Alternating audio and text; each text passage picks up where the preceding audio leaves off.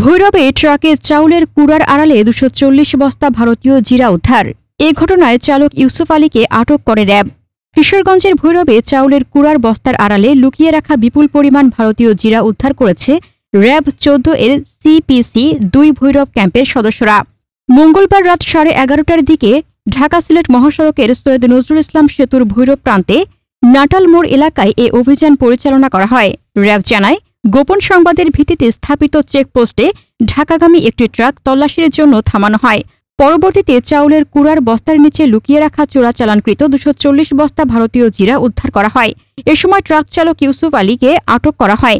তিনি চাঁপাইনবাবগঞ্জ জেলার শিবগঞ্জ উপজেলার ১৫ রশিয়া গ্রামের মৃত আব্দুল করিম মিয়ার ছেলে। ঘটনার পর রাত ১২:৩০টায় আলোচিত প্রেস ব্রিফিংয়ে ভৈরব ক্যাম্পের সিনিয়র সহকারী পুলিশ সুপার তপন সরকার উদ্ধার অভিযানের বিস্তারিত তুলে ধরেন। তিনি বলেন, উদ্ধারকৃত জিরার আনুমানিক বাজার মূল্য ৫০,৪০,০০০ টাকা। প্রাথমিক জিজ্ঞাসাবাদে আটক ইউসুফ আলী চোরা কারবারিদের পরিচয় জানানোর মতো কোনো তথ্য দিতে পারেনি। র্যাব জানায়, আইনি প্রক্রিয়া শেষে আটক চালক এবং জব্দ করা ট্রাকসহ আলামত ভৈরব থানায় হস্তান্তর করা হবে। চোরাচালান চক্রের পেছনে কারা জড়িত তা শনাক্তে তদন্ত চলছে।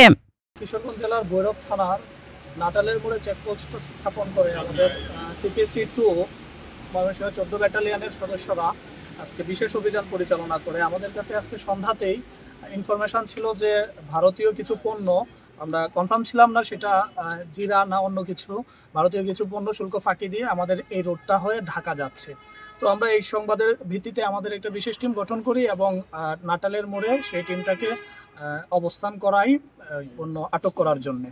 তো আমরা আনুমানিক রাত 11:30টার দিকে আমাদের যে টার্গেট ছিল সেই টার্গেটকে ফেস করি এবং চেকপোস্টের মাধ্যমে তল্লাশি করে বুঝতে পারি যে সে একটা ট্রাক ইউজ করে ট্রাকের উপরে ভুসি এবং কাঠের গুঁড়ি দিয়ে নিচে ভারতীয় চোরাচালানকৃত জিরা নিয়ে যাচ্ছে। প্রায় পরবর্তীতে আমরা এটা জব্দ করি এবং সাক্ষীদের সম্মুখে জব্দ করার পর আমাদের ক্যাম্পে নিয়ে আসি। ক্যাম্পে নিয়ে আসার পর দেখতে পাই যে এখানে ২৪০ বস্তা ভারতীয় চোরাই পণ্য রয়েছে জিরা। প্রতি বস্তাতে ৩০ কেজি করে ৭,২০০ কেজি ভারতীয় জিরা, যার আনুমানিক বাজার মূল্য যদি আমরা পাইকারি রেটে ধরি সেই ক্ষেত্রে ৭০০ টাকা করে ধরলেও সেটা ৫০,৪০,০০০ টাকার উপরে ওঠে। তো আমরা বলতে পারি